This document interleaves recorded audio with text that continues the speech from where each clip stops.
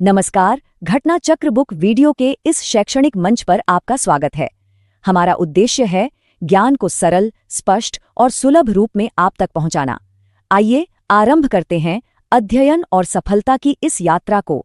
कभी कभी ऐसा होता है ना कि एक बहुत ही मामूली सा सवाल हमें बड़े ही गहरे जवाबों तक ले जाता है। आइए आज एक ऐसे ही सवाल से अपनी बात शुरू करते हैं और देखते हैं कि ये हमें संतुलन के एक गहरे ज्ञान की ओर कैसे ले जाता है।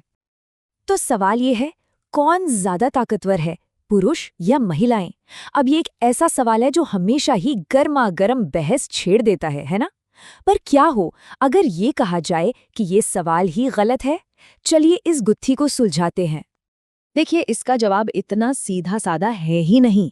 असल में प्रॉब्लम सवाल में नहीं, हमारे देखने के तरीके में है। हम शक्ति या ताकत शब्द का मतलब बहुत ही संकरे दायरे में समझते हैं और बस यहीं से सारी कंफ्यूजन शुरू हो जाती है। तो अगर हम ताकत को सिर्फ एक चीज न मानकर उसके अलग अलग पहलुओं को देखें तो पूरी पिक्चर ही बदल जाती है। जैसे पुरुष शायद भारी सामान उठाने या जोरदार प्रहार करने में बेहतर हों, लेकिन दूसरी तरफ महिलाएं, उनकी उम्र ज्यादा लंबी होती है, बीमारियों से लड़ने की उनकी क्षमता कमाल की होती है, और जहां सटीकता की बात आती है वहां उनका कोई जवाब नहीं। तो देखा, दोनों की अपनी अपनी अलग अलग तरह की ताकत है। तो अब ये तो साफ है कि हमें साधारण सी परिभाषा से आगे बढ़ना होगा। तो शक्तिशाली होने का मतलब क्या क्या हो सकता है? भाई, शारीरिक बल तो है ही, लेकिन उसके अलावा एंड्योरेंस यानी लंबी उम्र तक जीना, रेजिलियंस यानी बीमारियों से लड़कर उभर जाना, डेक्सटेरिटी यानी उंगलियों का बेहतरीन तालमेल, और स्टैमिना यानी लंबे समय तक बिना गलती किए काम करते रहना। जब हम ताकत को इन सभी पैमानों पर देखते हैं ना, तब जाकर असली तस्वीर सामने आती है। तो मतलब साफ है, ये कहना कि एक जेंडर दूसरे से ज्यादा मजबूत है, ये तो पूरे मामले को बहुत ही ज्यादा सिंप्लीफाई करना हुआ। ये कोई रेस नहीं है, कोई मुकाबला नहीं है। असलियत ये है कि दोनों ही अपनी अपनी तरह से शक्तिशाली हैं, और इस संतुलन को समझना बस यही असली ज्ञान की तरफ हमारा पहला कदम है। अब ये जो संतुलन का आइडिया है ना, ये सिर्फ शारीरिक शक्ति तक ही सीमित नहीं है, समाज में भी इसकी उतनी ही जरूरत है। चलिए अब बात करते हैं आज़ादी के एक बड़े ही दिलचस्प विरोधाभास की। सुनने में थोड़ा अजीब लगेगा, पर सच यही है। अगर हमें सबकी आज़ादी को बचाना है तो कभी कभी कुछ लोगों की निजी आज़ादी पर थोड़ी रोक लगानी पड़ती है, और यही है आज़ादी का सबसे बड़ा पैराडॉक्स। एकदम सिंपल सा एग्जाम्पल लेते हैं। सड़क पर खड़ा एक ट्रैफिक पुलिस वाला।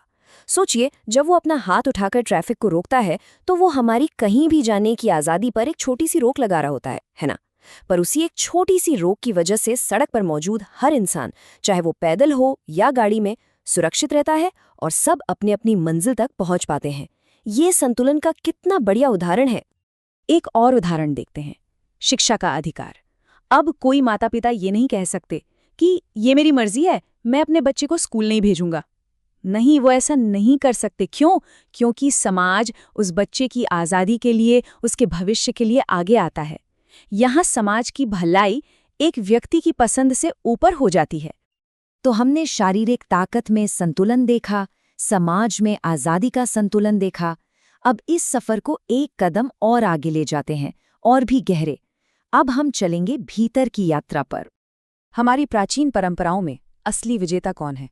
वो नहीं जिसने दुनिया जीती, बल्कि वो जिसने खुद को जीत लिया। आप शिव के आदर्श को देखिए, जो अपनी भीतरी प्रकृति को समझने और उसे एक करने की बात करते हैं। या फिर जिन यानी महावीर को, जो अपने अंदर की लड़ाई जीतकर विजेता बनते हैं। और बुद्ध, जो बोधि यानी ज्ञान की तलाश में निकलते हैं। इन सब ने एक ही बात सिखाई, असली जंग और असली फतह हमारे अंदर ही है। और इस अंदर की तरफ मुड़ने की प्रक्रिया के लिए कठोपनिषद में एक बहुत ही खूबसूरत शब्द है, आवृत्त चक्षुः। इसका मतलब है अपनी इंद्रियों को, अपनी नजरों को बाहर की दुनिया से, ताकत से, चीजों से हटाकर अंदर की ओर मोड़ लेना। क्यों? ताकि हम अपने असली स्व को, अपने सच्चे स्वरूप को फिर से पा सकें। ये बात आज के समय में कितनी सच लगती है ना? हमारी सारी इंद्रियां हमें बाहर की तरफ खींचती हैं, और इस खींचतान में हम खुद से ही कनेक्शन खो बैठते हैं। ऐसा लगता है जैसे रास्ता ही भटक गए हो। और उपनिषद यही याद दिलाते हैं कि सही दिशा पाने के लिए हमें मुड़ना ही होगा, आवृत्त चक्षुः, अंदर की ओर। और जब ये भीतर की यात्रा शुरू होती है तो ये हमें संतुलन के सबसे ऊंचे शिखर पर ले जाती है। ये वो जगह है जहां हम परमात्मा के साथ एक हो जाते हैं। और यहाँ परमात्मा की प्रकृति का एक कमाल का विरोधाभास देखने को मिलता है।